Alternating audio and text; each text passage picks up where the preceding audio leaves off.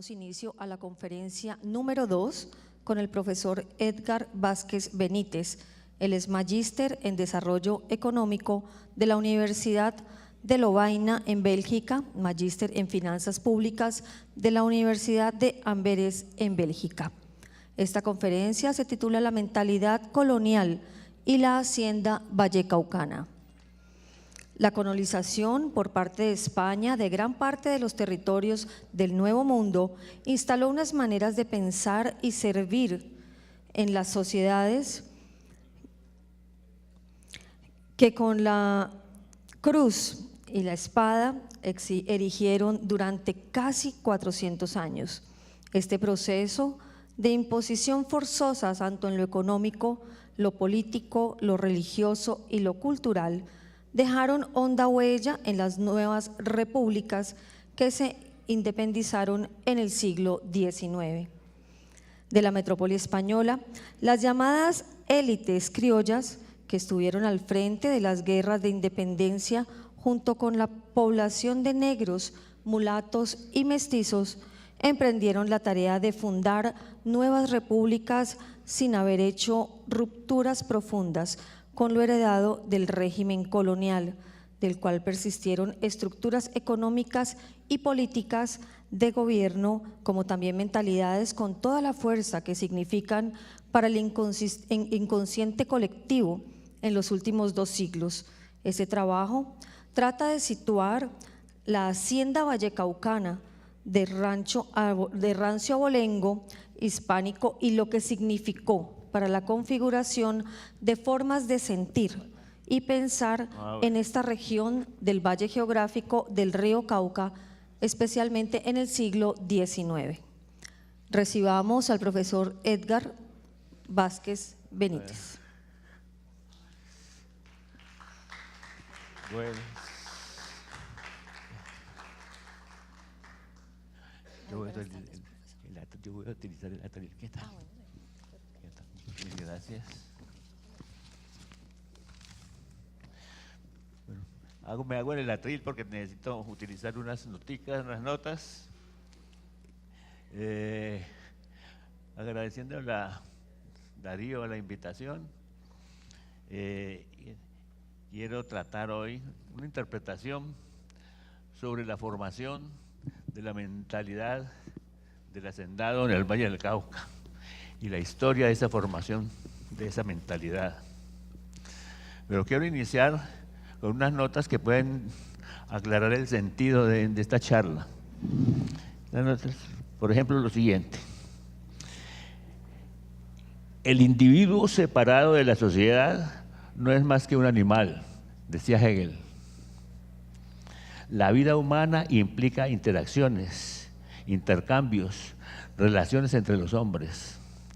La sociedad es el ámbito donde el hombre establece estas relaciones, y estas relaciones son de variado orden económico, político, cultural, religioso, etc.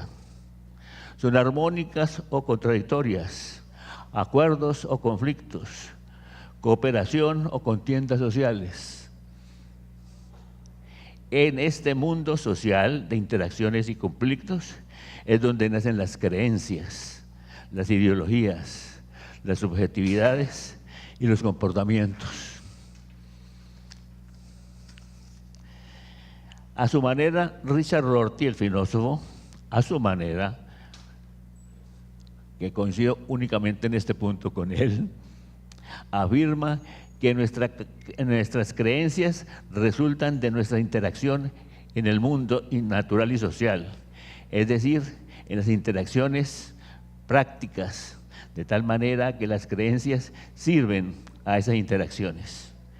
Cada sociedad entonces produce las creencias que le corresponden. Eso dice Rorty. Freud acepta la idea de Marx de que la ideología de una época resulta de las condiciones socioeconómicas de su época, pero le hace una glosa muy importante. Esto es verdad, dice Freud, pero no toda la verdad. Pues hay un campo, el del superyo, donde el pasado y la tradición siguen actuando en el presente. Y la cita de Freud textual es la siguiente: la humanidad nunca vive por entero en el presente. En las ideologías del superyo, el pasado continúa viviendo, mientras que el pasado y la tradición siguen actuando a través del superyo, siguen jugando un papel poderoso en la vida humana, independientemente de las condiciones socioeconómicas del presente. Bueno, esto tiene con el fin considerar que esa mentalidad se formó en las relaciones de conflictos, en las relaciones de complementariedad de una época anterior al descubrimiento, pero que esas mentalidades y creencias allí formadas se han reproducido y se han mantenido posiblemente hasta hoy, naturalmente con sus cambios y sus adecuaciones. La historia de la mentalidad hispánica tradicional hay que remontarse hasta el periodo visigodo. Cuando Roma estaba en crisis, en decadencia, estaba perdiendo por las invasiones bárbaras y germánicas, estaba perdiendo a la Hispania romana. Entonces son los visigodos los que tratan de rescatar ese dominio y llegan, se instalan en Francia, empiezan a crear fundos y un incipiente feudalismo, penetran a España, hacen lo mismo, establecen una relación con la iglesia. Los visigodos eran arrianos y se convierten a la iglesia de los cristianos hispanos y conforman una unidad político-religiosa casi teocrática, de tal manera que en los 18 congresos de Toledo, siempre de la iglesia siempre estaba presente el rey visigodo, y de tal manera que las leyes civiles, digámoslo así, no eran más que una adecuación de las normas religiosas y de la moral religiosa y cristiana. Entonces establece una tendencia teocrática, y esa tendencia teocrática que va a ser precisamente toda la mentalidad hispanista que siguió hasta el siglo XIX y que posiblemente quedan nuestros rezagos aquí. En Colombia todavía quedan rezagos de esas mentalidades. Y los visigodos, aliados con la iglesia, fundiéndose el poder civil con el poder el terrenal con el religioso, entonces deciden reprimir a los judíos. Es una represión muy dura contra los judíos, porque los judíos eran los renegados, eran los que negaban, los negadores de Jesucristo, eran los que negaban la obediencia al Papa. Además eran ricos, habían hecho ricos en el comercio y con los préstamos, y eso causaba cierto recelo y eran mal vistos por el pueblo hispano-romano. Entonces, una de las características que hay que ver pues es que durante esos 120 años de dominio del reinado visigodo, donde se fundía el poder civil con el poder religioso, se educó a la gente en la intolerancia, en la segregación, en la discriminación. Es decir, ese es uno de los primeros sellos característicos de la formación de la mentalidad hispánica, ¿no? Pero los visigodos fueron derrotados por los árabes, y los árabes ocuparon España. Y en la ocupación de España, los reyes católicos, los reyes cristianos, naturalmente católicos, organizan el combate contra la ocupación de los muros, con los árabes. Y la ocupación de los árabes fue rápida. Y la ocupación de los árabes dejó unas preciosidades de culturas que hoy son admirables. Pero los romanos, los reyes españoles, los distintos reyes españoles, fundamentalmente los de León y del norte, de todo el norte español, y empiezan la lucha contra los moros. Los visigodos habían creado unos feudos, pero eso va a ser modificado.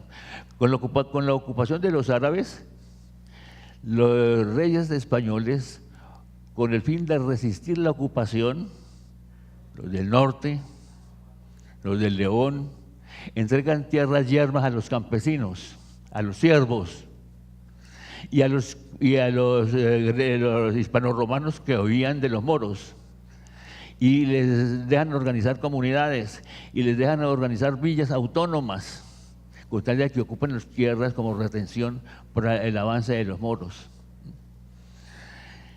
Y entonces, en ese momento, los reyes cristianos, para crear ejércitos, recurren a esos villanos de a caballo y les entregan un título de aristocracia inferior, que yo le llamaría una aristocracia vacía, porque no era más que el título, con el fin de que ellos integraran los ejércitos para combatir a los moros. Esos eran gentes de las villas que se les daba cierta autonomía, y de los campesinos que habían recibido tierras para que fueran a guerrear. Y estos señores de aristocracia vacía, aristocracia inferior, se creerían muy superiores frente a los villanos pobres y campesinos. Con ese título se despertó un espíritu de superioridad, y miraban por encima del hombro a sus villanos, compañeros de las villas y de los campos. Allí empieza pues un espíritu de superioridad, ¿no? Y además, estos villanos inferiores eran de aristocracia inferior, eran mal vistos por la aristocracia alta, la aristocracia de alta aristocracia, la aristocracia de sangre, la aristocracia de sangre antigua, de títulos antiguos, ¿no? Y eran subestimados, no los invitaban a sus ceremonias. Entonces se despierta en el aristócrata inferior, el caballero, el fijo de algo, se les despierta un sentimiento de subestimación a los villanos pobres y de cierta aspiración a ser como el aristócrata alto. Bien, ahora, entonces, en esa ocupación árabe se recluta a la gente y se empieza la guerra, se desata la guerra, y los españoles grecos, los españoles cristianos, los romanos españoles se alistan a la guerra, los villanos pobres y aristocratizados, ¿no? Y arremeten contra los moros, contra los árabes, los saquean, les plantean la guerra, los arrasan, los roban, los atracan en nombre de Dios. ¿Ya? Bien.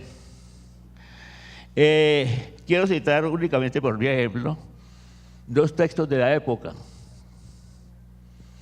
el libro del Buen Amor y el poema del Miasid. En el libro del Buen Amor de Archipreste de Istas, finales más o menos siglo XIII, finales del siglo XIII, les leo el texto y luego lo traducimos al lenguaje actual. En la copla 326 se lee lo siguiente: y digo ahora, en el mes de febrero, en el año primero de la era 1300, reinando nuestro Señor, el león mancillero, que vino a nuestra ciudad por noble monedero. El león mancillero era nada menos que el rey Alfonso XI. Y con el término mancillero quiere decir ensangrentado en sangre enemiga. Es decir, matar al enemigo moro, ensangrentarse en la sangre del enemigo moro, era un honor, era un prestigio. ¿No? Y eso de ir por noble monedero era porque iban a Alcalá, a Cortes de Alcalá a pedir plata para seguir la guerra. Esa es una cita, digamos, de libro El Buen Amor. Otras citas que nos dan un ejemplo de este comportamiento bélico y guerrero de los españoles, lo podemos en el mismo Biocid, ¿no? Cuando yo estuve en Burgos,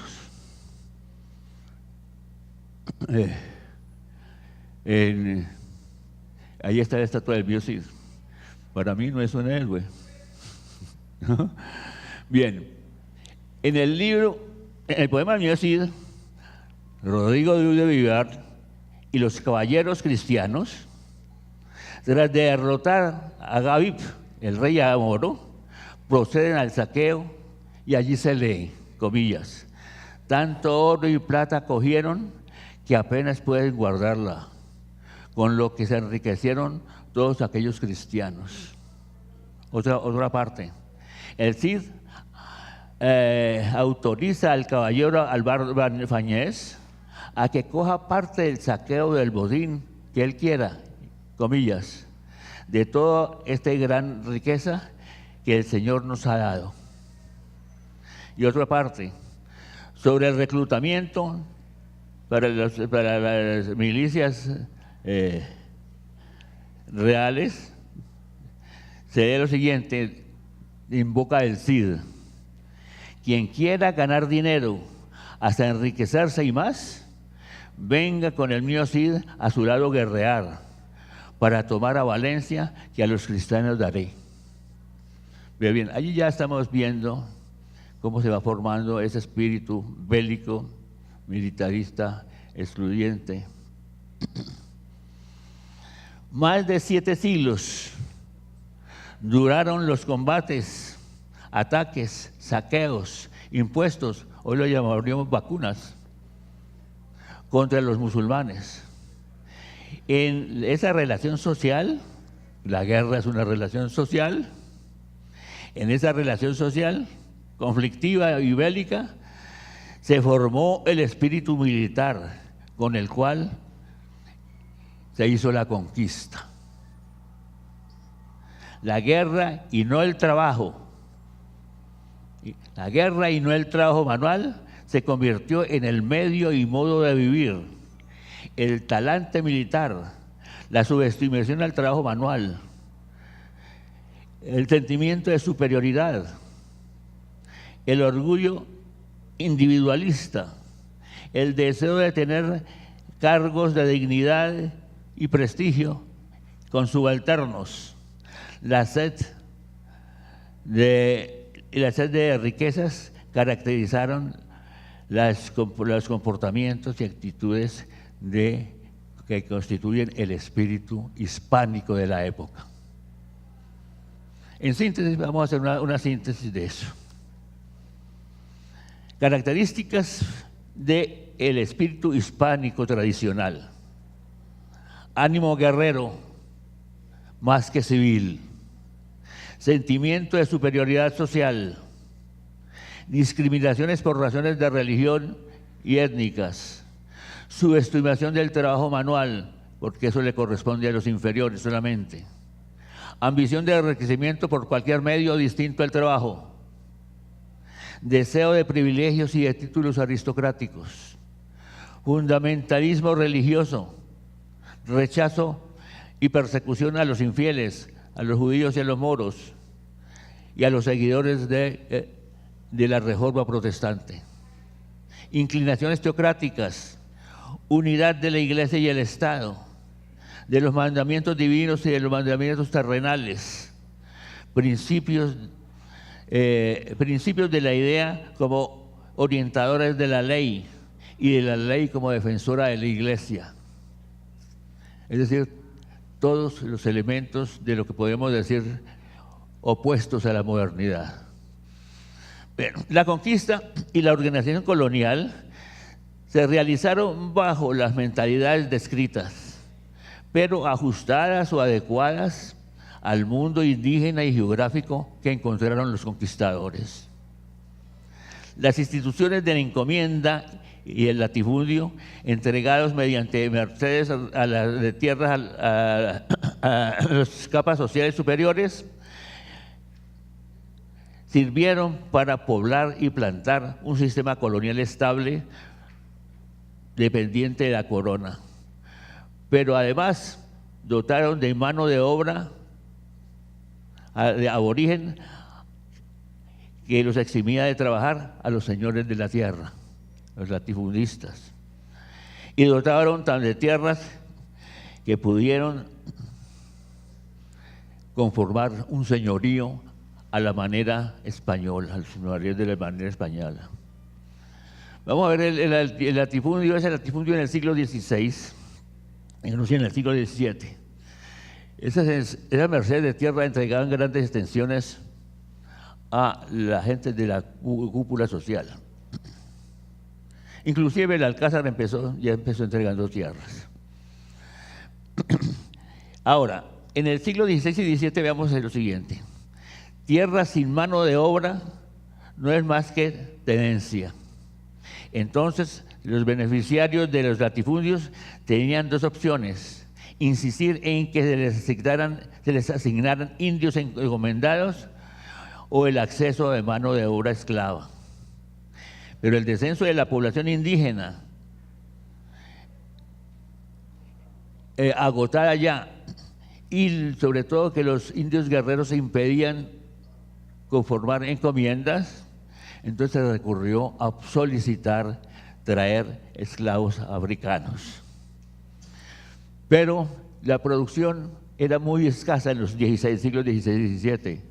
Los caminos eran muy malos para la actividad, para transportar las mercaderías, para el comercio. Las demandas eran escasas, es decir, no existían demandas que motivaran la actividad productiva. Unas cuantas vacas pastando en grandes extensiones y unos sembraditos pequeños, eso era lo que existía en el 6 y 17.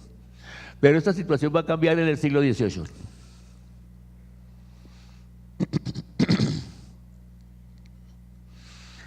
Veamos en qué consiste ese cambio. En las postrimerías del siglo XVII, pero especialmente durante el siglo XVIII, cambió la actividad productiva y el paisaje de lo que hemos denominado latifundio. En el siglo XVI y en buena parte del XVII existían minerías esclavistas en diferentes lugares, pequeñas, en Anserma, Caloto, Cartago, a cercanías de Cartago y Almagro. Pero él ya en el siglo XVIII creció de maneras impresionante y sorprendente la producción aurífera, con la apertura del Pacífico biogeográfico a la explotación del oro.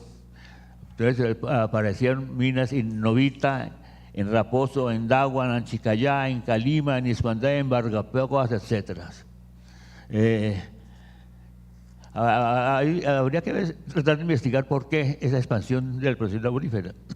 Historiadores de la moneda y el dinero, como Vilar, el español, plantean que Europa en esa época estaba en un gran crecimiento económico y comercial, y que ese crecimiento económico requería dinero amonedado, y porque se levantó la demanda de oro, y entonces España aprovechó eso para también aumentar la producción de oro en las colonias y intercambiar y mejorar su situación económica.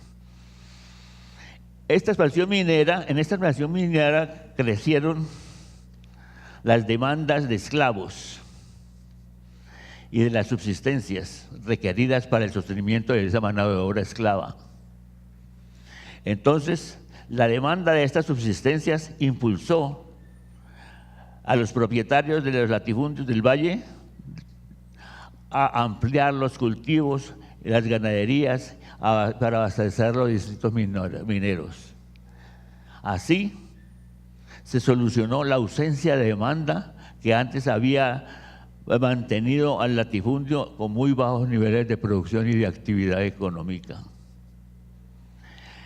Las enantes tierras embalesadas con algunos ganados y unas pocas siembras se fueron convirtiendo en haciendas prósperas con cultivos de plátano, yuca, cacao, caña, mejoramiento de trapiches, producción de aguardientes y de azúcar, etcétera. Y fundamentalmente de ganadería para la carne en salazón que demandaban los distritos mineros. Bien, los hacendados mejoraron sus ingresos y los niveles y formas de consumo más acordes con sus aspiraciones aristocráticas. Su nivel social no les permitía trabajar a los hacendados.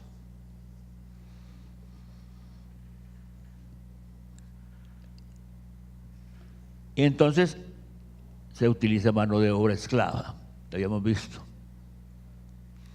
Germán Colmenares dice, ante la ausencia de otro tipo de mano de obra, se imponía el empleo de mano de obra esclava. La actividad productiva de las haciendas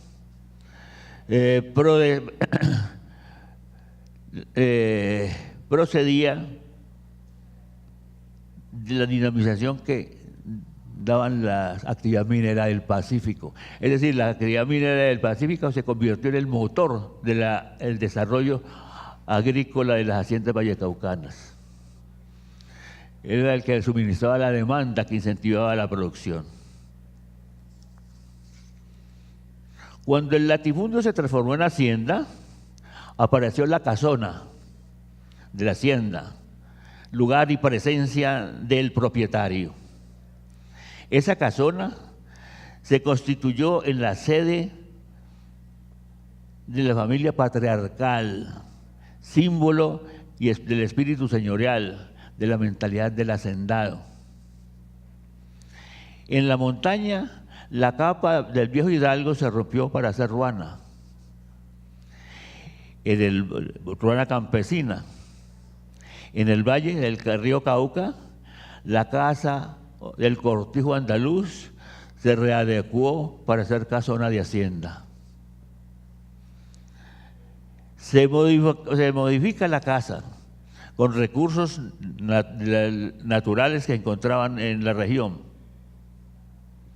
Se adecuó al clima, más sombrías, más protegidas del sol. Se adecuó a las actividades de la hacienda. Tenían cuartos para guardar herramientas, para guardar las bestias, etc. Se adecuó a las relaciones con los esclavos, sus cambuches de los esclavos alejados de la casa señorial. Sobre todo esa casa se adecuó al control de la familia por el padre, por el patriarca. Pues bien, en el país vallecaucano, como se decía en el siglo XIX, el de las haciendas esclavistas señoriales, los comportamientos, creencias, ideologías de la tradición hispánica siguieron jugando un papel poderoso en las Celtes blancas, en la región del Valle del Cauca, de una manera particular. El hacendado, a la manera del hidalgo, tenía la convicción de la superioridad social. Como ferviente católico, creía que el ordenamiento divino del mundo le había otorgado superioridad y privilegios. En cambio, a sus subordinados les había asignado la obediencia, la sumisión, el respeto y el trabajo que les beneficiaba. Hacia mediados del siglo XIX, cuando se agitaron los vientos de los políticos y sociales antiesclavistas de la emancipación, los hacendados y esclavistas imprimieron un papel, un panfleto, donde se decía lo siguiente, aquí en Cali. Los Efesios, según San Pablo, dice lo siguiente: siervos, obedeced a vuestros señores, a vuestros señores temporales, con el temor y con el respeto y en sencillez de corazón, como a Cristo. Ese fue el comportamiento de los hacendados en el siglo XIX, allá en el siglo XIX, cuando ya soplaban vientos de manumisión en los esclavos. Ya se había decretado la libertad de vientres.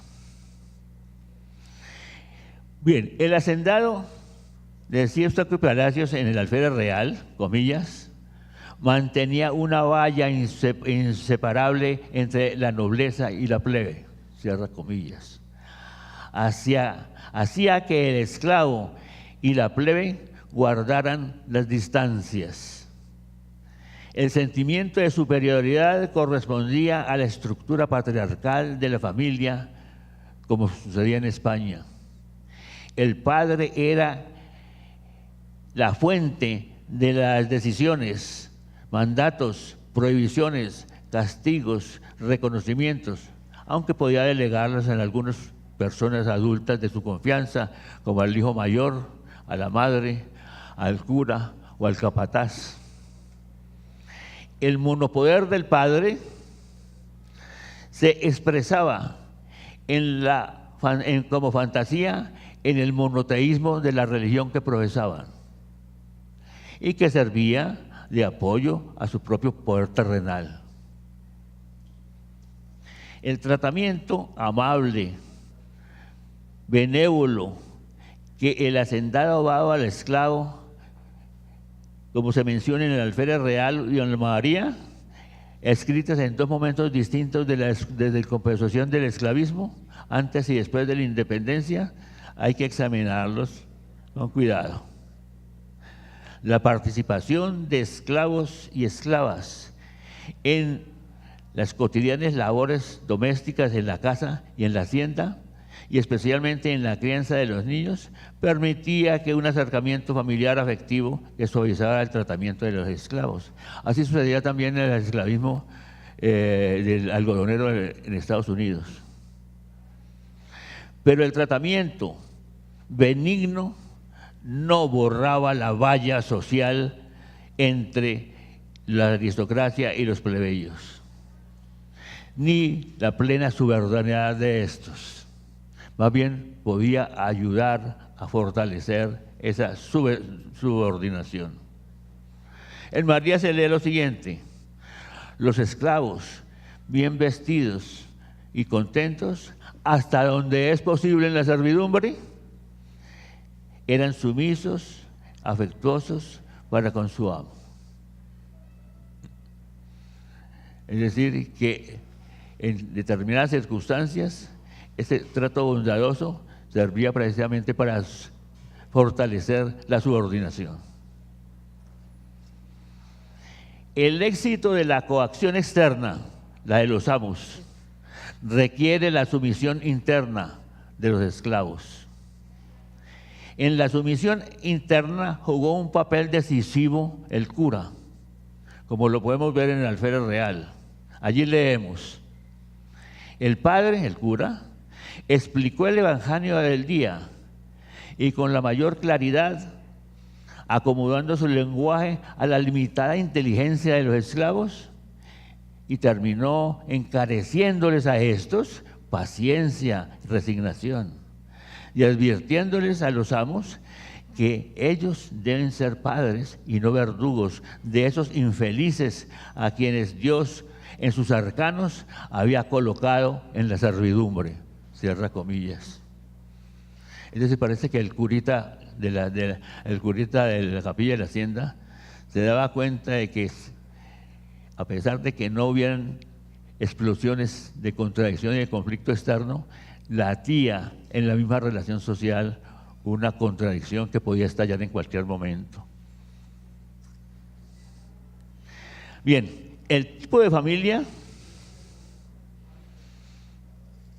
descrito, patriarcal, jugó un papel decisivo en la reproducción del orden social tradicional de la hispanidad.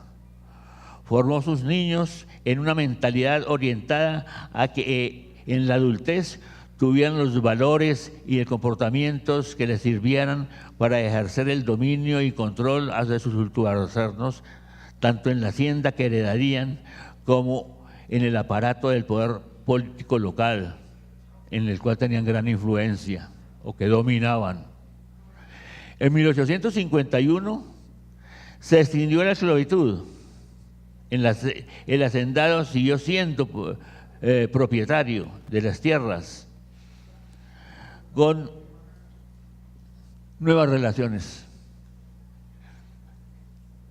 Y sus ímpetus de superioridad posiblemente se morigeraron un poco, se suavizaron un poco, porque en ese periodo estaban en unas situaciones conflictivas que después veremos, y que de todas maneras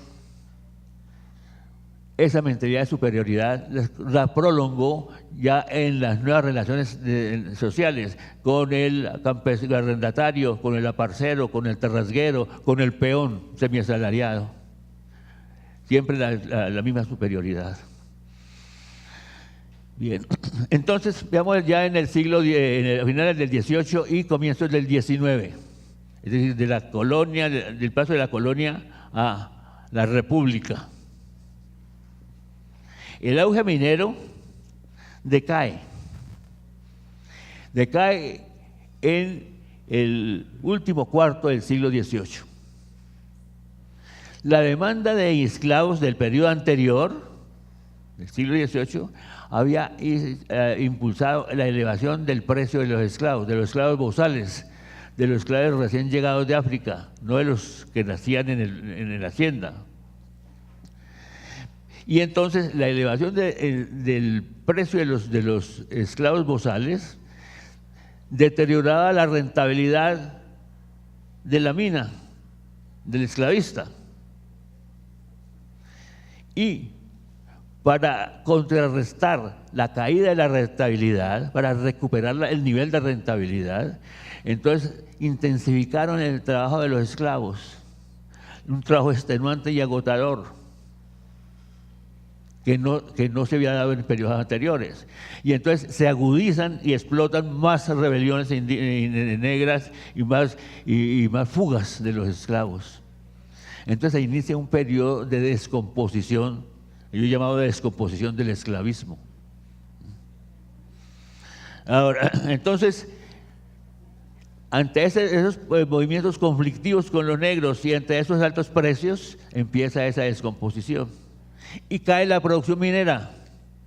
Y al caer la producción minera, cae la producción de la hacienda del Valle del Cauca, porque las haciendas del Valle del Cauca eran las que alimentaban a los distritos mineros. Entonces, al resentirse la producción minera, se resiente la producción en las haciendas. Y empieza un periodo largo de desactivación económica del Valle del Cauca, que se extiende casi hasta muy entrado el siglo XX. Bien, además de estos fenómenos, de la elevación de los precios, caída de rentabilidad y rebeliones negras, coincide esto con las guerras de independencia. En las guerras de independencia, los ejércitos realistas y los ejércitos patriotas asolaban las haciendas y las fincas, les quitaban las cosechas, mataban el ganado, reclutaban gente, y se produce una desolación en el campo vallecaucano. Es el campo de María, es el tiempo de las épocas de María, precisamente, ¿no? Antecito de la liberación definitiva del 51, de la liberación de la esclavitud. el Valle del Cauca no era un país de jauja, donde chorreaban ríos de leche y miel y caían frutos y confites, como cuenta el relato. Era una situación supremamente difícil, ¿no? Y en ese contexto se escribe María. Ahora, la independencia no arregla las cosas, las agrava. Las guerras de independencia después de la independencia, las guerras entre los partidos van a asolar la región, ¿no? Por ejemplo, los ejércitos conservadores, en los años 60, una vez que entra Hilario López y Mosquera, cuando los ejércitos de Antioquia que entran a auxiliar a los terratenientes caucanos, es enfrentada por unas tropas liberales. Entonces dan las batallas en Cartago, dan las batallas en Pindo, cerca de Palmira, en Los Chancos. Entonces no era un valle en paz, ¿no? Tal vez en las haciendas lejanas habría un poco de paz, pero hay que quitarse de la idea de que hubo un paraíso terrenal en el Valle del Cauca en cualquier época. Bien, en esa época se da la libertad de vientres. Ante la descomposición que venía dándose, pues había que ceder ya con la libertad de vientres, que consistía en que el niño que naciera, que se consideraba libre, pero que tenía que seguir trabajando en la hacienda hasta que cumplieran los 18 años. Pero eso ya creaba un ambiente de libertad. Se soplaban vientos de manumisión. Entonces los hacendados estaban en una situación difícil en el sentido de que se podían perder a sus esclavos, que era su inversión mayor, ¿no? Podían estaban en una situación de crisis económica, las haciendas no estaban produciendo, sus ingresos habían descendido, ¿no? Y entonces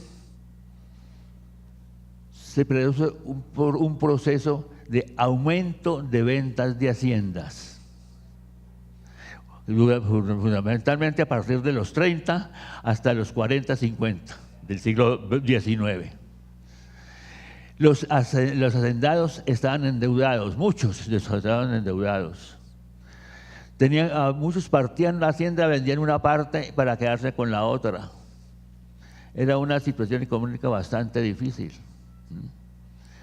Y en este contexto es precisamente que aparece don Jorge Isaacs comprando tierras y cayendo en la situación en que nos relataba ahora el doctor Tafur. Por ejemplo, Jorge Isaacs en 1837 compra la hacienda de San Antonio, allá arriba en la cordillera. Compra el potrero de La Cajita, compra la hacienda de Santa Rosa, compra los terrenos de Changra, compra terrenos en Menga, compra el Hato de Portillo, compra el Paraíso. Y así él tenía una mentalidad distinta a mi manera de ver, porque era un comerciante judío que tenía más acercamiento a una ideología burguesa que a una ideología feudal tradicionalista. Y naturalmente, como se decía aquí, no caía bien en una sociedad tradicional como el Valle del Cauca. Yo creo que le tocó irse porque no afinaba con las condiciones mentales y culturales que existían en el Valle del Cauca. El dominio de la mentalidad de la gran hacienda. Ahora, cuando llega la independencia y después de que estaban en la crisis de mitad del siglo XIX, es posible que se morigere los ímpetus de superioridad del hacendado, porque están endeudados, están amenazados como que van a perder su mano de obra, su capital más grande, los negros, esclavos, y llegan a unas nuevas relaciones, y las relaciones entonces van a posiblemente a tener una relación menos drástica y dominante con los campesinos arrendatarios, con los aparceros, con los terrasgueros, con los peones. Pero, a mi manera de ver, esa mentalidad siguió y posiblemente ya un poco diferente sigue.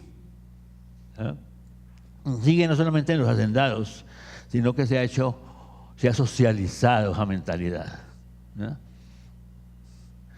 Hoy todavía decimos, ¿usted no sabe quién soy yo? Respete, guarde las diferencias, no sea igualado. Todavía tenemos esa mentalidad, vieja mentalidad.